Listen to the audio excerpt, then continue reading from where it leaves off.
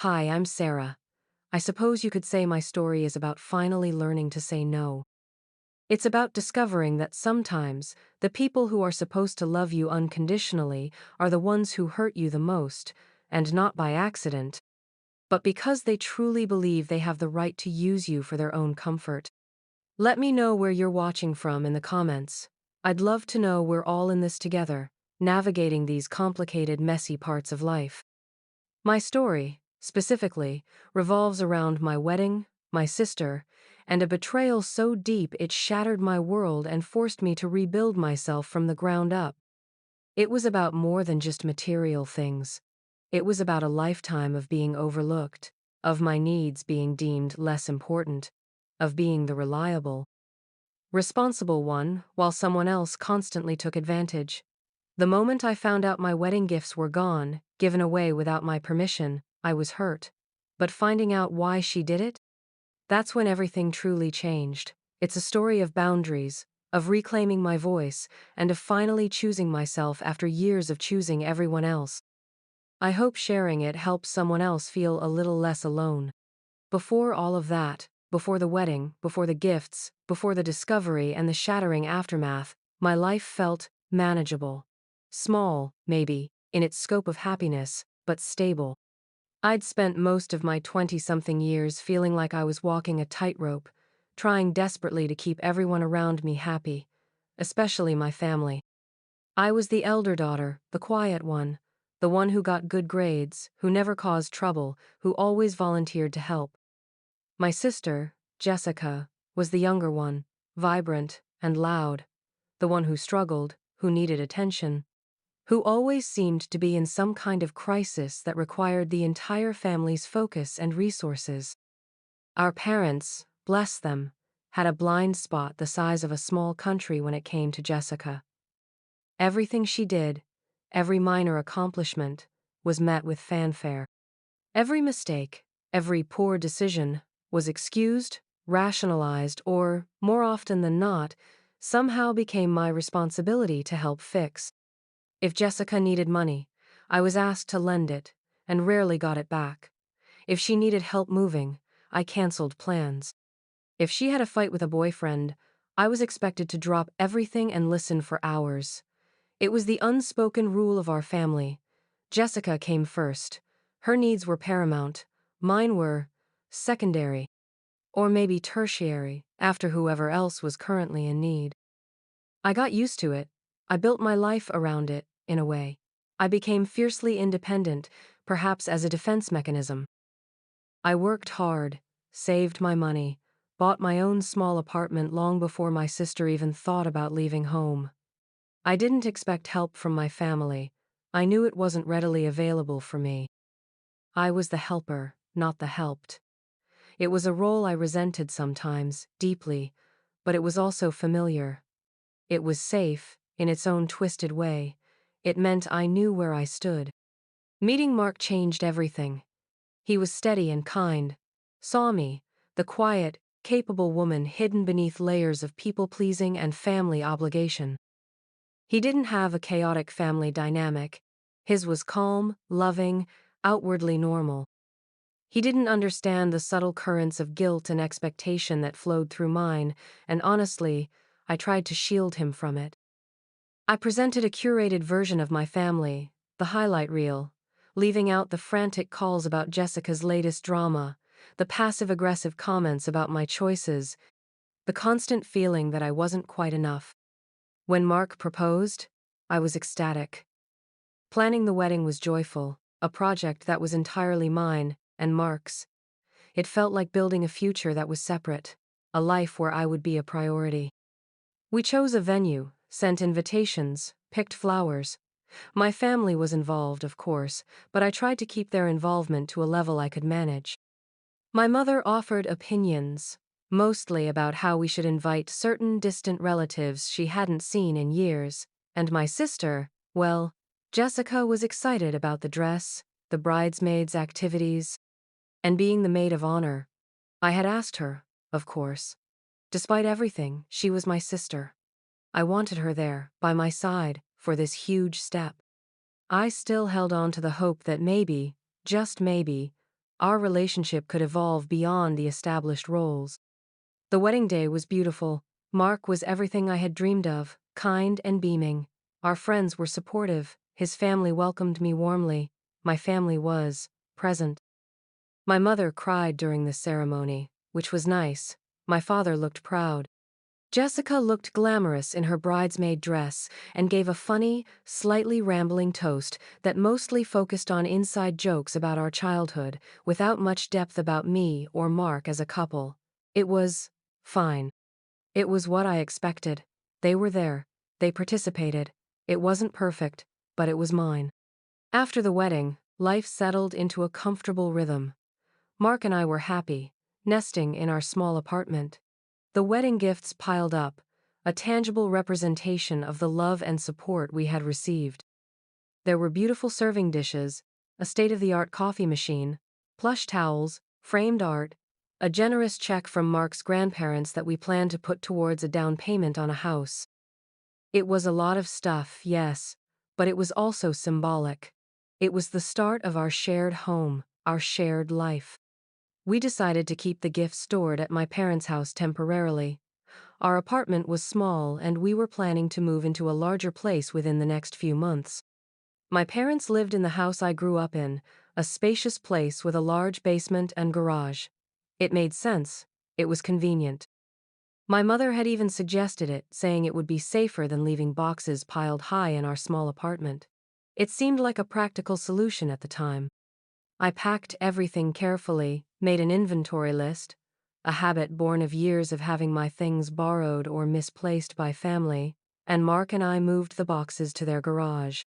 Weeks turned into a couple of months. We found a house we loved, a fixer-upper that needed work but had good bones and was in a neighborhood we could afford. The excitement of buying our first home consumed us. We spent weekends measuring rooms, picking paint colors, planning minor renovations.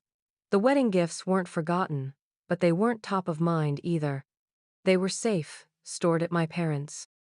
Or so I thought. The first hint that something was wrong was subtle. My mother mentioned in passing that she'd seen some of the things in the garage.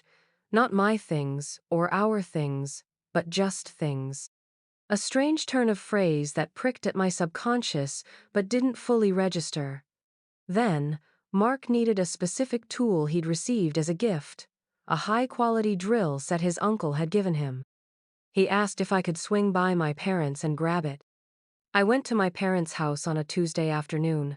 My mother was out, but Jessica was there, lounging on the sofa, scrolling through her phone. She barely looked up when I came in. "Hey," I said, trying to sound casual. "Mark needs that drill set from the wedding gifts. I'm just going to run down to the garage and grab it." Jessica finally lowered her phone. A flicker of something crossed her face. Not guilt, not exactly, maybe just annoyance, resignation. "Oh," she said, her voice flat. "Those aren't really there anymore. Not all of them." My stomach clenched. "What do you mean, not all of them?" She sighed, as if this was an inconvenient conversation I was forcing upon her. "Mom and I, we gave some of it away." My head swam. Gave it away? My wedding gifts? Gifts given to me and Mark? What? Why would you do that? To who? "Just people who needed things," she said, waving a dismissive hand. "There was so much stuff, Sarah. You didn't need it all." I stared at her, incredulous. "Needed it? Jessica, these were our wedding gifts? People gave them to us." "Yeah, I know." She shrugged. "But like, the toaster oven? I needed one. The extra set of towels? Mom's friend Martha's daughter just moved into her first apartment and didn't have anything. The punch bowl set? We don't even use punch bowls, so Mom gave it to her bridge group for their next meeting. It was just practical." Practical? My heart hammered against my ribs. This wasn't just some of it. She listed specific items, items from my inventory list, valuable items, sentimental items. "The drill set?" I asked, my voice trembling. "Did you give that away?" Jessica hesitated. Yeah. Carl needed one for his new apartment. Carl was her current boyfriend, a guy she'd been dating for maybe 2 months. My breath hitched. Not only had they given away our gifts without asking, but they had given them to people they knew, people they wanted to help, using our property. And the drill set, specifically given to Mark, was given to Jessica's boyfriend. The unfairness of it was a physical blow. You gave my husband's wedding gift to your boyfriend? The words felt heavy and foreign on my tongue.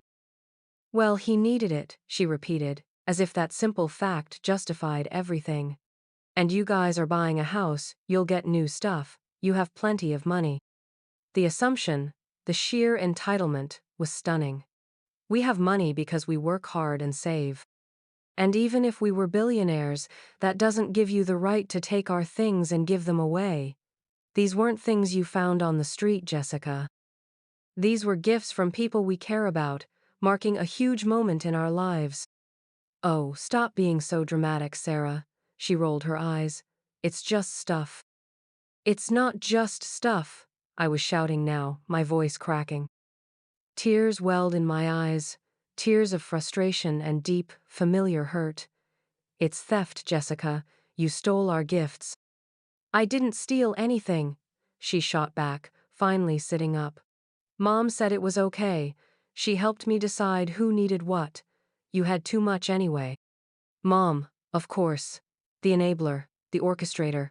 The one who had always prioritized Jessica, who had always seen my resources as freely available to prop up my sister. Mom was involved? I whispered, the betrayal doubling. My own mother, whom I had entrusted with our things, had participated in giving them away. Yeah, Jessica said, her tone softening slightly, trying a different tactic now. Look, we just thought we were helping. There were so many boxes, Sarah. It felt excessive. And these people really needed things. Like Martha's daughter, she had nothing. That punch bowl went to Mrs. Davison, who always hosts the bridge club, and she's been talking about needing one forever. We were just being charitable. Charitable with our things. The twisted logic was breathtaking. You don't get to be charitable with other people's property. If you wanted to help those people, you should have bought them things yourself. Well, we don't have money like you do.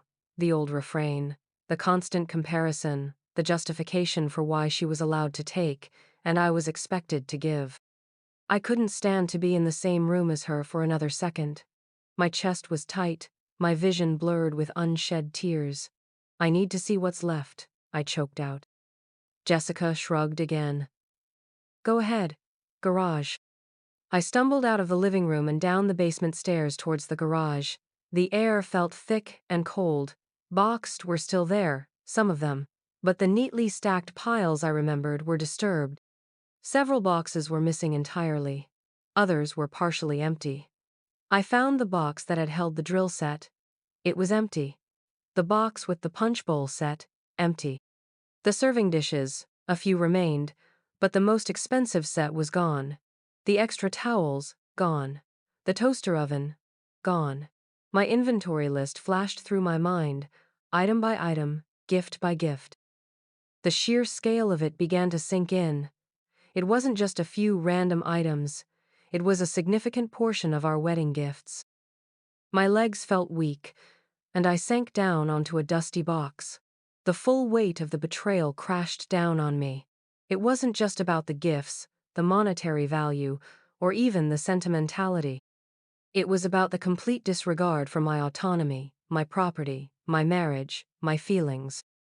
It was about the continuation of a lifelong pattern where I was expected to provide, and my sister, and by extension, my mother, felt entitled to take.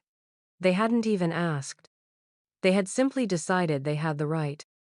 Sitting there in the cold garage, surrounded by the remnants of my wedding bounty, I thought about every other time something like this had happened.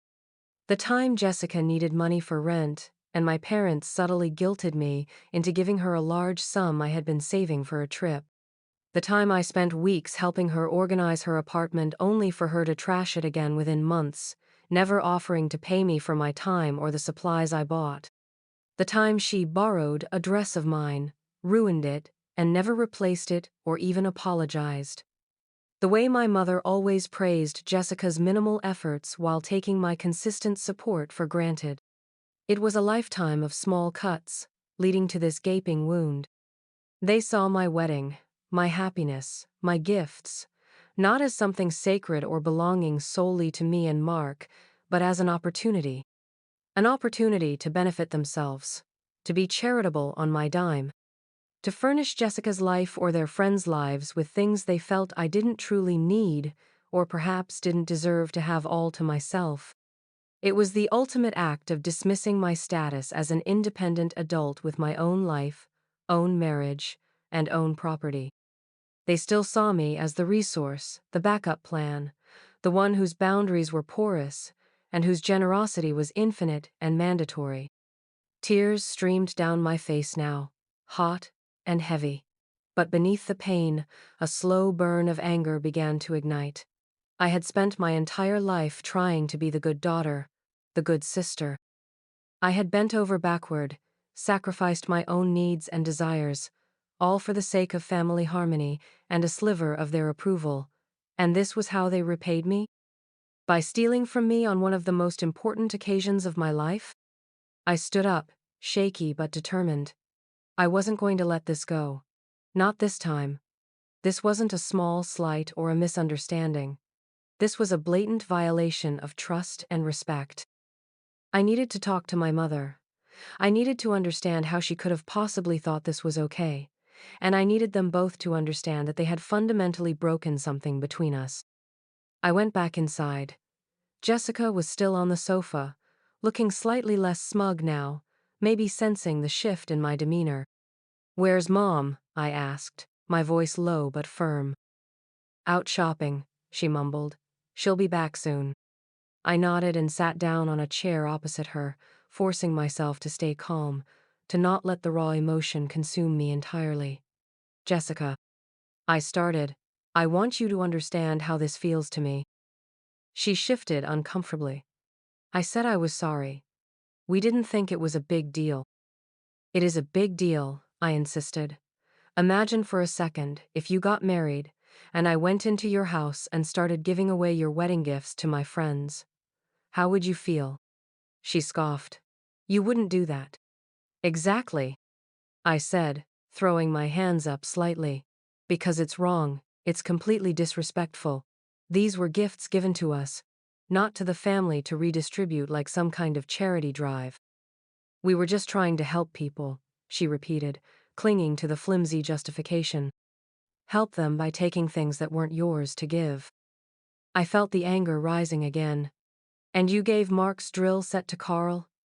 You've known Carl for 2 months. Mark's uncle gave that to him. It was a thoughtful gift for his new life with me." "Well, Carl needed it," she said, her tone defensive now. "He just got his own place, and he didn't have tools."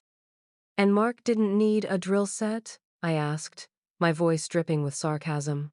"We just bought a house that needs fixing up. We were planning to use that drill set. But even if we weren't, it was his gift. You don't just take people's gifts because you decide someone else needs them more." She crossed her arms, looking petulant. "You're being completely unreasonable, Sarah. It's not like we sold it for drugs or something. We gave it to people who needed it." The lack of understanding, the complete inability to see my perspective, or the depth of her wrong, was infuriating. "It's not about what you did with it. It's about the fact that you took it. Without asking. Without telling us. You went behind our backs and treated our property like it was communal property you had the right to dispose of." "Well, it was in Mom and Dad's garage," she mumbled. "Yes, stored there for convenience, not donated to the family free for all." I was finding my voice, albeit through a veil of pain and anger. "This is just another example, isn't it? Another example of how you and Mom think you can just take from me. My time, my energy, my money, and now my wedding gifts. Because I'm the older sister, the responsible one, the one who has her life together, so I'm supposed to just constantly give, and you're allowed to constantly take." Jessica recoiled slightly at that, but didn't deny it. "This isn't fair, Jessica," I said, my voice softening slightly, the pain overriding the anger for a moment. "It's never been fair. I've always been expected to step up, to help out, to sacrifice while you've always been let off the hook. And I accepted it for a long time. But this is too much. You stole from me.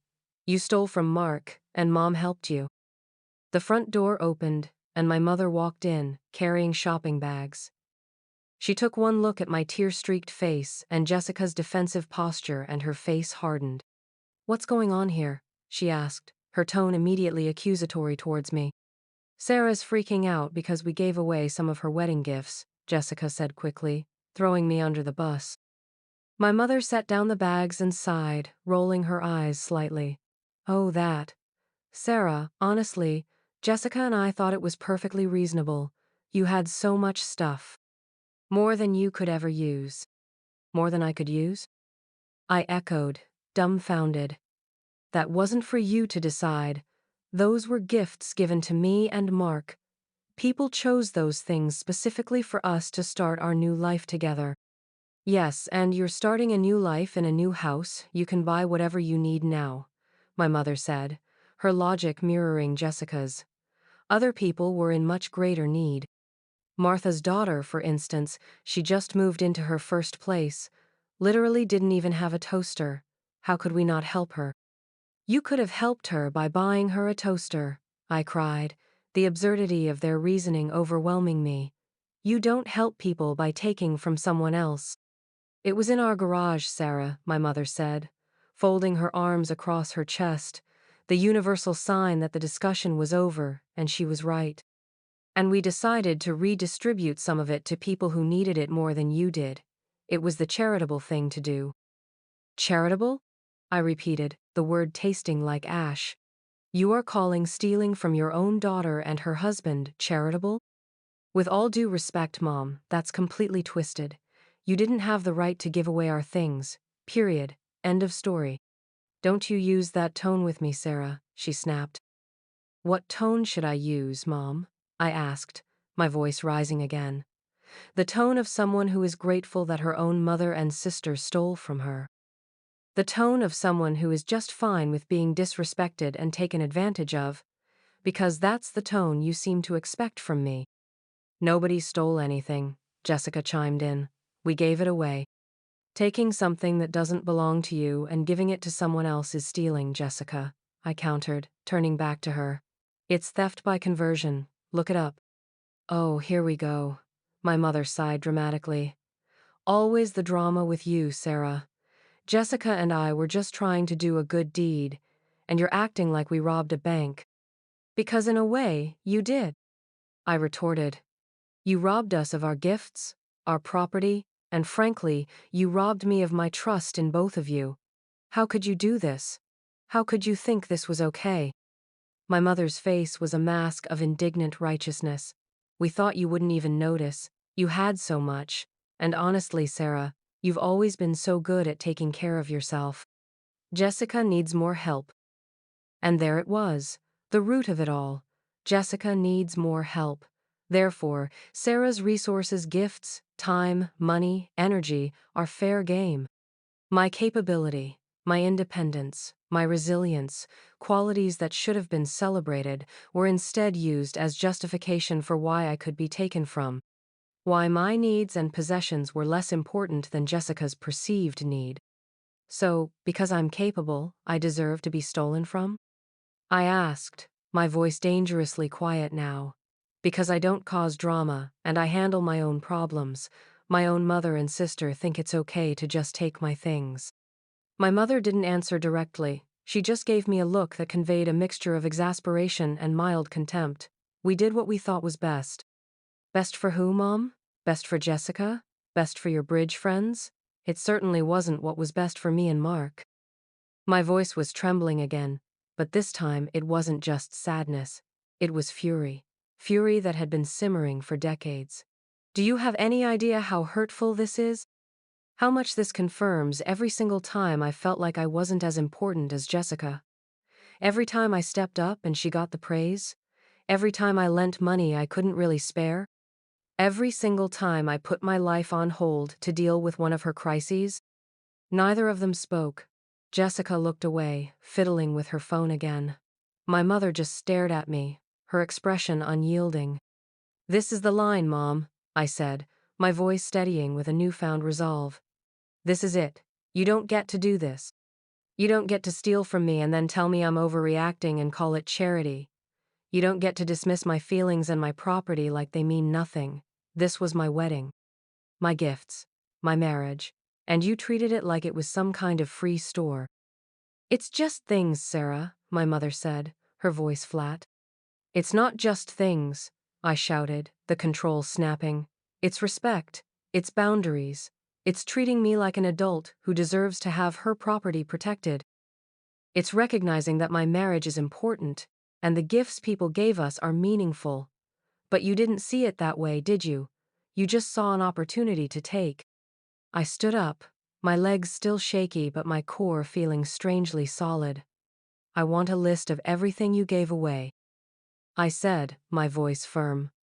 "And I want you to tell everyone you gave them to that they were stolen property and need to be returned to me or Mark. Or you need to pay us the equivalent value." My mother laughed, a short, sharp, derisive sound. "Don't be ridiculous, Sarah. We're not asking Martha's poor daughter to give back her only toaster." "Then you will reimburse us for the value of the toaster, and everything else," I stated, unwavering. "Every single item. I have an inventory list. I know exactly what's missing." "We are not paying you for wedding gifts," my mother exclaimed, appalled. "That's absurd." "Is it?" I asked, meeting her gaze directly. "Is it more absurd than stealing from your own daughter? Is it more absurd than betraying my trust like this? Because I think that's pretty absurd, Mom." Jessica finally spoke, her voice small. "I didn't steal anything." "Yes, you did, Jessica," I said, turning to her. "You stole from me. And Mom helped you. This was deliberate. This was calculated.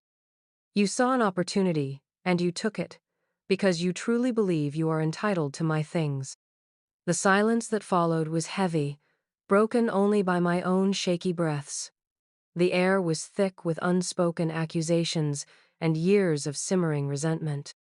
I looked at my mother, then at Jessica, and saw not the loving family I had always yearned for, but two people who had consistently shown me where I stood in their hierarchy, somewhere below their own convenience and Jessica's perpetual need. "I don't even know you anymore," I said, my voice quiet, filled with a profound sadness that was replacing the anger. "Or maybe I do. Maybe this is who you've always been, and I just didn't want to see it." "Sarah, don't be dramatic," my mother said, attempting her usual tactic of minimizing my feelings. But it didn't work anymore. The switch had flipped. The years of trying, of hoping, of accommodating, it had all led to this moment, this utterly disrespectful act that laid bare the truth of our relationship. "I'm not being dramatic, Mom," I said, standing taller. "I'm finally being honest, with you and with myself. This isn't okay. None of this is okay, and I won't accept it anymore." I looked around the living room, the room where I had spent countless hours trying to be the perfect daughter, the helpful sister. It no longer felt like home. It felt like a stage for a play I no longer wanted to be in. "I'll be in touch about the list of items and reimbursement," I said, my voice flat. "Until then, I think it's best if we don't see each other." My mother's eyes widened slightly, genuinely surprised. "What? You're going to cut us off over some gifts?" "It's not about some gifts, Mom," I finally exploded, unable to contain the surge of pain and frustration. "It's about this pattern.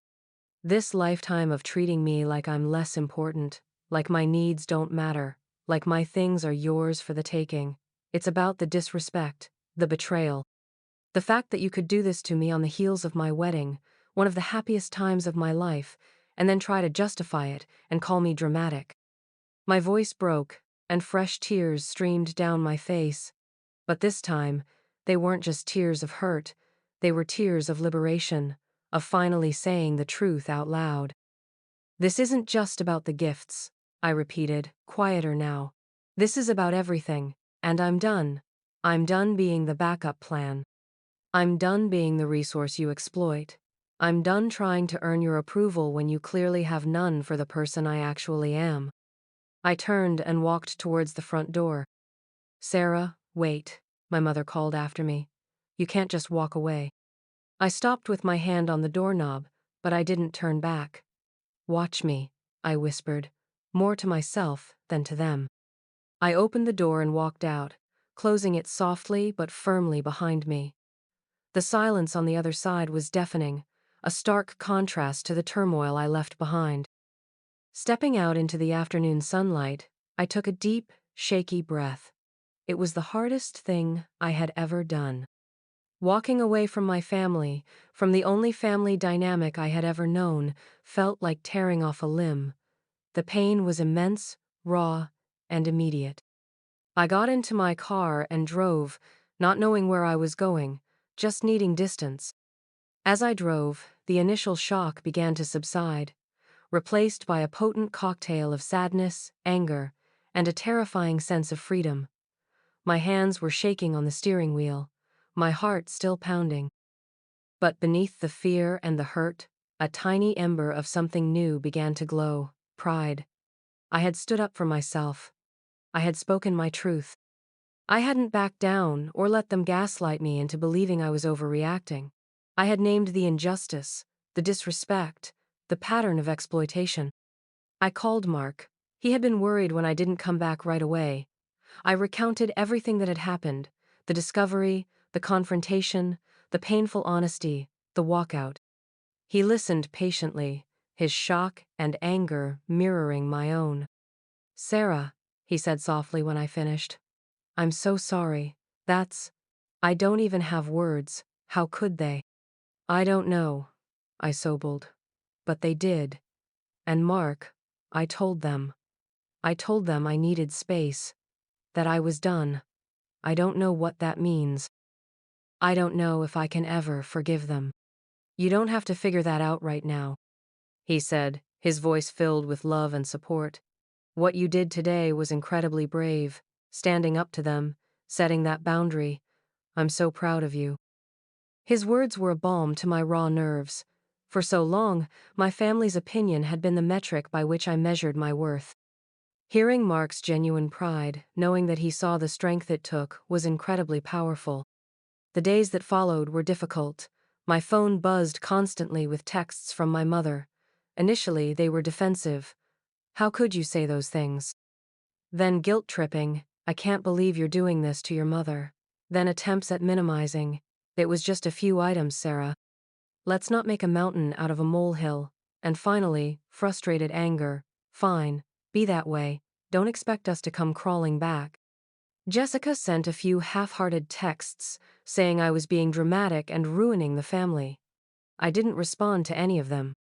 I spent hours talking to Mark, processing the years of subtle and not-so-subtle mistreatment. He helped me see the patterns clearly, the way my family, particularly my mother and sister, had consistently used me as a resource without reciprocation or even respect. He helped me understand that my value wasn't tied to my usefulness to them. I also spoke to a therapist, something I had been considering for a while. Talking to a neutral third party was invaluable. She validated my feelings, explained the dynamics of toxic family systems, and helped me understand that my reaction wasn't an overreaction, but a long-delayed, necessary assertion of my boundaries and self-worth. She helped me understand the why on a deeper level. My mother and sister operated from a place of perceived scarcity and entitlement, viewing my success and possessions not as something earned, but as something potentially diverted to address their own, often self-inflicted, needs or desires, particularly Jessica's. My compliance in the past had reinforced their behavior. My standing up now was disrupting their established, comfortable system. The realization that their actions stemmed from their own issues, their own blind spots and entitlements, didn't excuse the behavior, but it helped me detach from it slightly. It wasn't about me being unworthy. It was about them believing they were entitled to exploit my perceived abundance, whether that was emotional resilience, financial stability, or physical possessions. My role in the family was to be the stable foundation, the reliable resource, and anything I accumulated for myself was seen as potentially redirectable to shore up Jessica's instability or their own desire for convenience. We didn't pursue reimbursement for the gifts. After much thought, Mark and I decided that the energy required to chase down a toaster, a drill set, and a punch bowl wasn't worth it. The monetary value, while not insignificant to us, was secondary to the emotional cost. The gifts were gone, but the lesson remained. It was a high price to pay for that lesson, but it was one that finally set me free. We focused on our new house, turning it into our home. We bought new towels, a new toaster, a new drill set. Each purchase felt different this time. It felt like building our life, on our terms, with things that were undeniably ours. There was a quiet satisfaction in it. My family maintained their distance, punctuated by the occasional guilt-inducing text or a message filtered through a distant relative asking if I was still punishing my mother. I held firm. I explained, calmly, to anyone who asked, that this wasn't about punishment, it was about boundaries and respect. That while I loved them, I couldn't have a relationship with people who felt entitled to take from me and then blamed me for being upset about it. It was difficult, explaining it to others, facing their judgment or disbelief. Some friends understood immediately. Others found it hard to grasp, influenced by the pervasive idea that family is family and you should forgive anything. Over time, the sharp edges of the pain began to soften. The constant anxiety I had lived with, the low hum of anticipation of the next family crisis or demand, started to fade. There was space in my life now, space previously filled by managing their expectations and fallout. I used that space for myself. I pursued hobbies I had neglected, spent more quality time with Mark, cultivated friendships that were reciprocal and supportive. I realized how much energy I had expended over the years, constantly bracing myself, constantly anticipating, constantly trying to prevent conflict by sacrificing my own needs. Without that drain, I felt lighter, clearer. I was still the capable, responsible person I had always been, but now those qualities were assets for my life, not liabilities that made me a target for exploitation. Jessica eventually sent a longer text, not an apology, but a lament about how much she missed me and how unfair I was being. I responded kindly but firmly, stating that I missed the idea of the sisterly relationship I had always wanted, but the reality of our dynamic had been too damaging.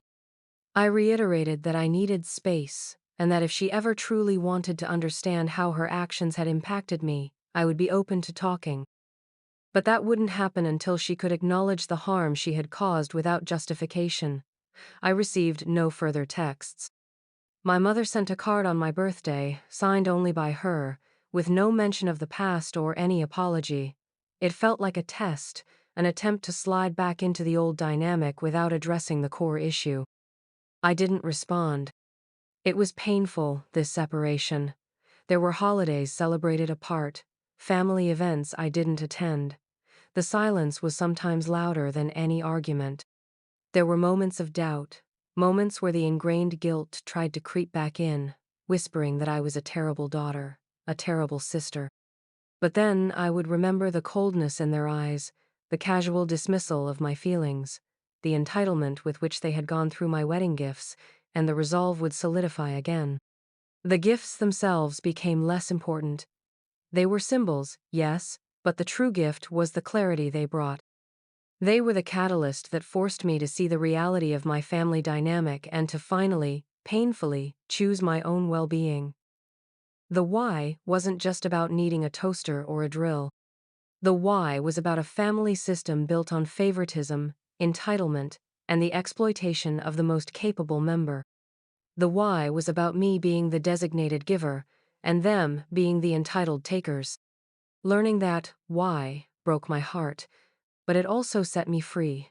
It allowed me to grieve the family I thought I had and accept the reality of the family I did have. And it allowed me to finally start building a family of my own, with Mark, with supportive friends, with people who saw my worth and respected my boundaries. My life isn't dramatic anymore. Not in the way it used to be, constantly reacting to external crises created by others. There's a quiet strength, a deep peace that comes from living authentically and prioritizing my own well-being. I learned that setting boundaries isn't selfish, it's necessary. It's an act of self-preservation, a way to protect your energy, your resources, and your soul from being chipped away by people who don't respect you. The wedding gifts were just things, but they were the things that showed me I deserved more than I was getting. They were the price of my freedom. And while the cost was high, the payoff, my peace of mind, my self-respect, and a life built on mutual respect and genuine love, was priceless. And that's my story. It wasn't easy, and honestly, some days, it's still not. Navigating family relationships, especially when they're complicated and painful, is one of the hardest things we do. But learning to value yourself, learning that you are worthy of respect and boundaries, even from the people you love most, is a journey worth taking. If you've ever felt overlooked, taken advantage of, or struggled to set boundaries with loved ones, please know you're not alone. Your feelings are valid, and you have the right to protect yourself and your peace. Thank you for listening. If this resonated with you, maybe leave a like or subscribe for more stories about overcoming challenges and finding strength. And let me know in the comments what part of this you connected with most. Your journey is valid, and you deserve happiness and respect.